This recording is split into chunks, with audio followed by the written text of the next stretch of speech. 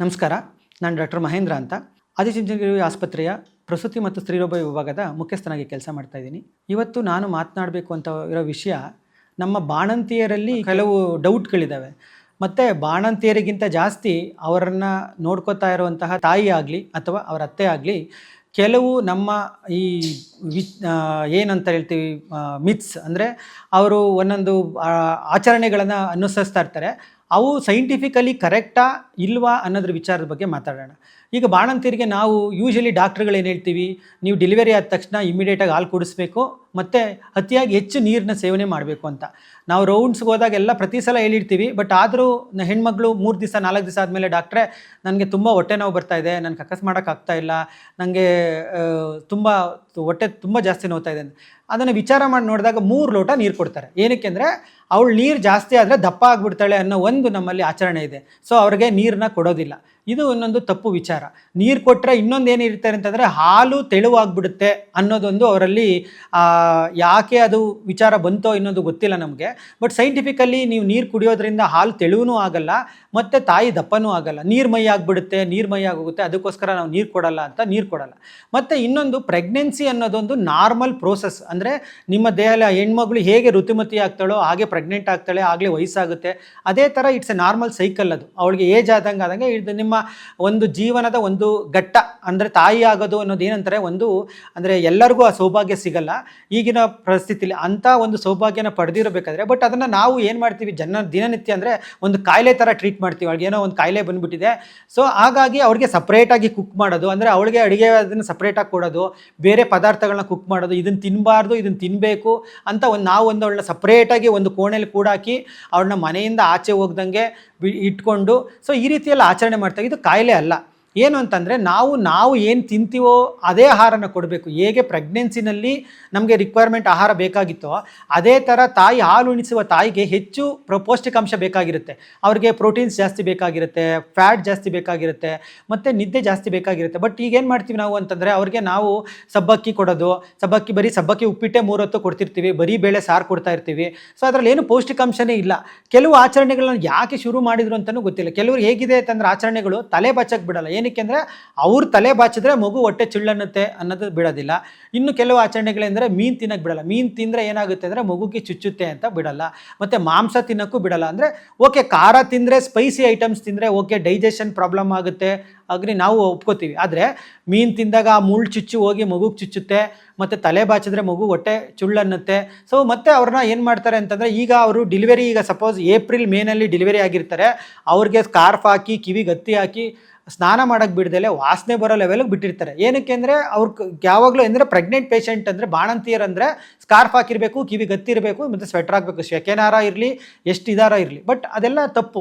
ಅಂದರೆ ಅನುಗುಣವಾಗಿ ನಮಗೆ ಕಾಲಘಟ್ಟಕ್ಕೆ ಏನೇನು ಬೇಕೋ ಅದನ್ನು ಮಾತ್ರ ಮಾಡಬೇಕು. ಮತ್ತು ರಾತ್ರಿ ಹೊತ್ತು ಅವ್ರನ್ನ ವಾಕ್ ಮಾಡೋಕ್ಕೆ ಹೋಗಬಾರ್ದು ಅಂತ ಅಂಶಗಳನ್ನೆಲ್ಲ ಹೇಳ್ತಿರ್ತಾರೆ. ಏನಾಗುತ್ತೆ ಅಂತ ನಿಜವಾಗ್ಲೂ ಗೊತ್ತಿಲ್ಲ. ಆವಾಗಿನ ಕಾಲದಲ್ಲಿ ರಾತ್ರಿ ಹೊತ್ತು ಸ್ಟ್ರೇ ಅನಿಮಲ್ಸ್ ಎಲ್ಲ ಇರ್ತಾ ಇತ್ತು, ಹೊರಗಡೆ ಹೋದರೆ ಅಟ್ಯಾಕ್ ಮಾಡ್ತಾ ಇದ್ವು, ಈ ರೀತಿಗೆ ಒಂದು ಆಚರಣೆ ಇತ್ತು. ಅದಕ್ಕೋಸ್ಕರ ಮೋಸ್ಟ್ಲಿ ಅವರು ಬಿಡ್ತಿರ್ಲಿಲ್ಲ ಅನಿಸುತ್ತೆ.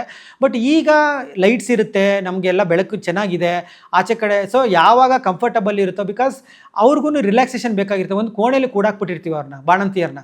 ಏನಕ್ಕೆ ಅಂದರೆ ಅವ್ರು ಸಪ್ರೇಟಾಗಿ ಏನೋ ಒಂದು ಕಾಯಿಲೆ ಬಂದಿರೋ ಮನುಷ್ಯರು, ಸೊ ಅವ್ರು ಸ್ವೆಟ್ರ್ ಹಾಕ್ಕೊಂಡು ಸ್ಕಾರ್ಫ್ ಹಾಕ್ಕೊಂಡು ಏನೂ ಇಲ್ದಲೆ ಸಪ್ರೇಟಾಗಿ ಒಂದು ಕೋಣೆಯಲ್ಲೇ ಕೂತ್ಕೊಂಡಿರ್ಬೇಕು. ಇಮ್ಯಾಜಿನ್ ಮಾಡಿ, ನಾವೇ ಹೋಗಿ ಒಂದು 24 ಗಂಟೆ ಒಂದು ರೂಮಲ್ಲಿ ಕೂತ್ಕೊಂಡಿರ್ತೀವಿ ಅಂದರೆ ಖಂಡಿತ ಆಗಲ್ಲ. ಅಂದರೆ ಆ ತಾಯಿಗೆ ಎಷ್ಟು ಎಫೆಕ್ಟ್ ಆಗ್ತಿರುತ್ತೆ ಅಂದರೆ, ಅವಳು ನಿದ್ದೆ ಸರಿಗೆ ಆಗ್ತಿರಲ್ಲ, ಊಟ ಸರಿಗೆ ಆಗ್ತಿರಲ್ಲ, ಮಗುಗೆ ರಾತ್ರಿ ಹೊತ್ತು ಎದ್ದೆದ್ದು ಹಾಲು ಕುಡಿಸ್ತಾ ಇರಬೇಕಾಗುತ್ತೆ, ತುಂಬ ಟಯರ್ಡ್ ಆಗಿರ್ತಾರೆ, ಅವ್ರಿಗೆ ಮಾನಸಿಕವಾಗಿ ತುಂಬ ಸ್ಥೈರ್ಯ ಬೇಕಾಗಿರುತ್ತೆ. ಅಂಥದ್ರಲ್ಲಿ ನಾವು ಅವ್ರಿಗೆ ಸಪೋರ್ಟ್ ಮಾಡೋದ್ರ ಬದಲು, ಗಂಡ ಆಗಲಿ, ಅವರ ಅತ್ತೆಂದಿಯರಾಗಲಿ, ಅವರ ತಾಯಿ ಆಗಲಿ ಸಪೋರ್ಟ್ ಮಾಡೋದ್ರ ಬದಲು ಅವ್ರನ್ನ ನಾವು ಒಂದು ಕಾಯಿಲೆ ಮನುಷ್ಯರ ಥರ ನೋಡಿ ಮಾನಸಿಕವಾಗಿ ತುಂಬ ಕುಗ್ಗಿಸ್ತೀವಿ. ಅದು ತಪ್ಪು.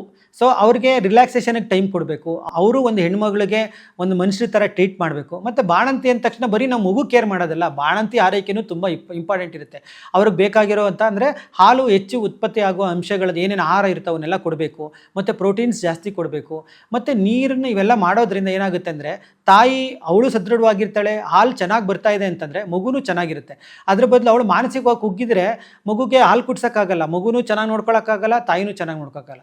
ಒಂದ್ಸಲ ಡೆಲಿವರಿ ಆದ ತಕ್ಷಣ ಹೆಂಗಿರುತ್ತೆ ಅಂದರೆ, ಮುಂಚೆ ನಾವು ಪ್ರೆಗ್ನೆನ್ಸಿನಲ್ಲಿ ಆ ಹೆಣ್ಮಕ್ಳ ಬಗ್ಗೆ ಜಾಸ್ತಿ ಪ್ರೀತಿ ಇರುತ್ತೆ. ಅಂದರೆ ಇವಳು ನಮ್ಮ ಮಗುಗೆ, ನಮ್ಮ ಮನೆಗೆ ಮಗು ಬರುತ್ತೆ, ನಮ್ಮ ಮನೇಲಿ ಇದಾಗುತ್ತೆ ಅನ್ನೋದು ಪ್ರೀತಿ.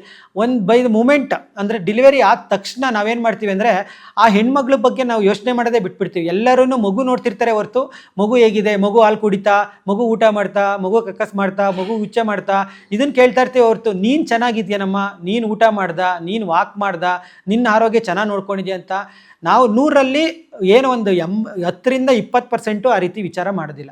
ಸೊ ಹಾಗಾಗಿ ನಮಗೆ ಮಾನಸಿಕವಾಗಿ ಗಂಡ ಮತ್ತು ಅತ್ತೆ ಮತ್ತು ಮಾವ ಅಂದರೆ ಯಾರು ಕೇರ್ ಟೇಕರ್ ಯಾರಿರ್ತಾರೆ ಅವ್ರದ್ದು ತುಂಬ ಸಪೋರ್ಟ್ ತುಂಬ ಇಂಪಾರ್ಟೆಂಟ್ ಇರುತ್ತೆ ಆ ಹೆಣ್ಮಗಳಲ್ಲಿ. ಮತ್ತು ಈ ಏನು ನಾವು ಈ ಗೂಢಾಚಾರ ಅಂದರೆ ನಾವು ಈ ಕೆಲವು ಗೊಡ್ಡು ಆಚರಣೆಗಳನ್ನು ಮಾಡ್ತಾ ಇದ್ದೀವಿ, ಅದರಲ್ಲಿ ಸೈಂಟಿಫಿಕ್ ಇರೋದನ್ನ ಮಾಡೋಣ, ಬೇಡ ಅಂತ ಹೇಳಲ್ಲ. ಬಟ್ ನಾನು ಕೆಲವನ್ನ ಆ ಅನ್ಸೈಂಟಿಫಿಕ್ ಇರೋವಂಥ ಆಚರಣೆಗಳನ್ನು ಮಾಡೋದ್ರಿಂದ ನಾವು ಆ ತಾಯಿಗೆ ಹೆಚ್ಚು ಅಂದರೆ ತೊಂದರೆ ಕೊಡ್ತಿದ್ದೀವಿ ಹೊರತು ಅದರಿಂದ ನಾವು ಏನು ಉಪಯೋಗ ಮಾಡ್ತಾ ಇಲ್ಲ. ಸೊ 6 ತಿಂಗಳ ತನಕ ಅವ್ರನ್ನ ಎಷ್ಟು ಚೆನ್ನಾಗಿ ನೋಡ್ಕೋತೀವೋ ಆ ಟೈಮಲ್ಲಿ ಮುಂದೆ ಆಗೋ ಬೆನ್ನು ಅವ್ರಿಗೆ ತುಂಬ ಏನಾಗುತ್ತೆ ಅಂದರೆ, ಫೀಡ್ ಮಾಡಿ ಕೂತ್ಕೊಂಡು ಬೆನ್ನು ಹೋಗೋ ಜಾಸ್ತಿ ಬರ್ತಿರುತ್ತೆ. ಸೊ ಹಾಗೆ ಕ್ಯಾಲ್ಶಿಯಂ ರಿಕ್ವೈರ್ಮೆಂಟ್ ಜಾಸ್ತಿ ಇರುತ್ತೆ ಅವ್ರಿಗೆ. ಮಟನ್ನು, ಚಿಕನ್ ಅಂದರೆ ನಾವೇನು ತಿಂತೀವೋ ಮೊಳಕೆ ಕಟ್ಟಿದ ಕಾಳುಗಳು ಮತ್ತು ಹೆಚ್ಚು ಐರನ್ ಕಂಟೆಂಟ್ ಇರುವಂಥ ಆಹಾರಗಳು, ಇವನ್ನೆಲ್ಲ ಕೊಡೋದ್ರಿಂದ ಅವರ ಆರೋಗ್ಯನ ಸದೃಢ ಮಾಡ್ತೀವಿ. ಮತ್ತು ಮಾನಸಿಕವಾಗಿ ತುಂಬ ಅವರನ್ನು ನಾವು ಸಪೋರ್ಟ್ ಮಾಡಬೇಕಾಗುತ್ತೆ. ಅಂದರೆ ಸುಮ್ಮನೆ ನಾವು ಏನೋ ಡೆಲಿವರಿ ಆದ ತಕ್ಷಣ ಅವ್ರನ್ನ ನೆಗ್ಲೆಕ್ಟ್ ಮಾಡಿಕೊಂಡು ನಮ್ಮ ಪಾಡಿಗೆ ನಾವು ಕೆಲಸ ಮಾಡಿಕೊಂಡು ಅವ್ರಿಗೂ ಹೆಲ್ಪ್ ಮಾಡಬೇಕು ನಾವು. ಅಂದರೆ ಡೆಲಿವರಿ ಟೈಮಲ್ಲಿ, ಡೆಲಿವರಿ ಆದಮೇಲೆ ನಾವು ಸ್ವಲ್ಪ ಸಪೋರ್ಟ್ ಮಾಡಿದ್ರೆ ಅವಳಿಗೂ ಸ್ವಲ್ಪ ಟೈಮ್ ಸಿಗುತ್ತೆ, ಮತ್ತು ಮಗುಗೆ ಕೇರ್ ಮಾಡೋಕ್ಕೂ ಇದಿರುತ್ತೆ. ಅದನ್ನು ಬಿಟ್ಬಿಟ್ಟು ಮನೆ ಕೆಲಸನೂ ಮಾಡಬೇಕು, ಮಗುನೂ ನೋಡ್ಕೋಬೇಕು, ಎಲ್ಲನೂ ಮಾಡಬೇಕು ಅಂತಂದರೆ ತುಂಬ ಮಾನಸಿಕವಾಗಿ ಕುಗ್ಗೋಗ್ತಾರೆ. ಸೊ ಹಾಗಾಗಿ ಈ ಗೊಡ್ಡು ಆಚರಣೆಗಳಿಗೆಲ್ಲ ಇದನ್ನು ಮಾಡೋದಲ್ಲೇ, ಅಂದರೆ ಜಾಸ್ತಿ ಒತ್ತು ಕೊಡ್ದಲೆ ಅವಳನ್ನೂ ಒಬ್ಬ ಹೆಣ್ಮಗಳು ಥರ ಟ್ರೀಟ್ ಮಾಡಿ, ಒಂದು ಹ್ಯೂಮನ್ ಬೀಯಿಂಗ್ ಥರ ಟ್ರೀಟ್ ಮಾಡಿ, ಮತ್ತು ಮಗುಗೆ ಎಷ್ಟು ಒತ್ತು ಕೊಡ್ತೀರೋ ಅದಕ್ಕಿಂತ ಜಾಸ್ತಿ ತಾಯಿಗೂ ಬಾಣಂತಿಗೂ ಒತ್ತು ಕೊಟ್ಟು ನಾವು ಟ್ರೀಟ್ ಮಾಡಿದ್ರೆ ಮುಂದೆ ಆಗೋ ಅವ್ರಿಗೆ ಮಾನಸಿಕವಾಗಿ ಮತ್ತು ದೈಹಿಕವಾಗಿ ಸಪೋರ್ಟ್ ಮಾಡಿದ್ರೆ ಮುಂದೆ ಮಗಳು ಚೆನ್ನಾಗಿರ್ತಾಳೆ, ಮಗುನೂ ಚೆನ್ನಾಗಿರುತ್ತೆ. ಸೊ ಹಾಗಾಗಿ ಈ ಗೊಡ್ಡು ಆಚರಣೆಗಳಿಗೆಲ್ಲ ನಾವು ಫುಲ್ ಸ್ಟಾಪ್ ಇಡೋಣ. ಮತ್ತು ಸೈಂಟಿಫಿಕ್ಕಾಗಿ ಡಾಕ್ಟ್ರ್ ಏನು ಹೇಳ್ತಾರೆ ಅದನ್ನು ಕೇಳೋಣ. ಡಾಕ್ಟ್ರ್ ಏನಾರು ಈಗ ಮನೇಲಿ ಅಜ್ಜಿರು ಹೆಂಗಿರ್ತಾರೆ ಅಂತ, ಅಯ್ಯೋ ಡಾಕ್ಟ್ರಿಗೆ ನಮಗೆ ಗೊತ್ತು, ನಾನು ಎಷ್ಟು ಹೆರಿಗೆ ಮಾಡಿಸಿಲ್ಲ, ಎಷ್ಟು ಬಾಣಂತಿರು ನೋಡಿಲ್ಲ, 8 ಜನ 10 ಜನ ಮಕ್ಕಳನ್ನ ಸಾಕ್ತಿದ್ದೆ, ಈಗ ಇರೋರು ನೀವು ಒಂದೇ ಮಗಳಿಗೆ ಇಷ್ಟೊಂದೆಲ್ಲ ಇದು ಮಾಡ್ತೀರಾ, ಡಾಕ್ಟ್ರಿಗೆ ಏನು ಗೊತ್ತಿರಲ್ಲ, ಅವರೆಲ್ಲ ಸುಮ್ಮನೆ ಬುಕ್ ಓದಿರ್ತಾರೆ ಅಂತ. ಬುಕ್ ಓದಿರೋದ್ರೆ ಸೈಂಟಿಫಿಕ್ಕಾಗೇ ಓದಿರ್ತೀವಿ, ಅದು ರಿಸರ್ಚ್ ಮಾಡಿರೋದನ್ನೇ ನಾವು ಹೇಳ್ತಿರ್ತೀವಿ. ಸೊ ಅದನ್ನು ಸ್ವಲ್ಪ ಒತ್ತು ಕೊಡಿ. ಸೊ ನಿಮ್ಮ ಹೆಣ್ಮಗಳನ್ನು ಅಂದರೆ ಮೊದಲು ಮಾಡ್ತಿರೋದು ರೀತಿಯೇ ಬೇರೆ ಇರುತ್ತೆ, ಈಗ ಮಾಡೋ ರೀತಿಯೇ ಬೇರೆ ಇರುತ್ತೆ. ಸೊ ಹಾಗಾಗಿ ಅವನ್ನೆಲ್ಲ ಬಿಟ್ಬಿಟ್ಟು ಇನ್ನೊಂದೇನು ಆಚರಣೆ ಇರುತ್ತೆ, ಮಗುಗೆ ಮೂಗು ಶೇಪ್ ಚೆನ್ನಾಗಿಲ್ಲ, ಮೂಗು ಎತ್ತಬೇಕು, ಮೂಗು ಎತ್ತಿದ್ರೆ ಚೆನ್ನಾಗಿರ್ತಿತ್ತು ಅಂತ ಗಂಟ್ಲಿಗೆ ಬಾಯಿ ಹಾಕಿ ಕೀಳೋದು, ಅಂದರೆ ಗಂಟ್ಲೆತ್ತೀನಿ, ಮೂಗನ್ನ ಶೇಪ್ ಕೊಡ್ತೀನಿ, ದಯವಿಟ್ಟು ಅವನ್ನೆಲ್ಲ ಮಾಡೋಕ್ಕೆ ಹೋಗ್ಬಿಡಿ. ಅವನ್ನೆಲ್ಲ ಮಾಡೋದ್ರಿಂದ ನೀವು ಮಗುಗೆ ಹಾರ್ಮ್ ಮಾಡ್ತಾ ಇರ್ತೀರ. ಅದರಿಂದ ಏನು ಸೈಂಟಿಫಿಕಲಿ ಏನು ಮಾಡೋಕ್ಕಾಗ್ತಿರಲ್ಲ. ಅವರು ಆಲ್ರೆಡಿ ನ್ಯಾಚುರಲಾಗಿ ಬಾಡಿನಲ್ಲೇ ಸ್ಟ್ರಕ್ಚರ್ ಡಿಸೈನ್ ಆಗಿ ಬಂದುಬಿಟ್ಟಿದೆ, ನೀವು ಮತ್ತೆ ಸ್ಟ್ರಕ್ಚರ್ನ ಡಿಸೈನ್ ಮಾಡೋಕ್ಕಾಗಲ್ಲ. ಸೊ ಅಂಥವನ್ನೆಲ್ಲ ಮಾಡಿದೆ. ಸೊ ಏನು ಇದೆಯೋ ಅದನ್ನು ಅಕ್ಸೆಪ್ಟ್ ಮಾಡಿಕೊಂಡು ಸೈಂಟಿಫಿಕಲಿ ಏನೇನಿದೆಯೋ ಅದನ್ನೆಲ್ಲ ಫಾಲೋ ಮಾಡಿದ್ರೆ ಉತ್ತಮವಾಗಿರ್ಬೋದು ಅನ್ನೋದನ್ನು ಹೇಳೋಕ್ಕೆ ಇಷ್ಟಪಡ್ತೀನಿ. ನಮಸ್ಕಾರ.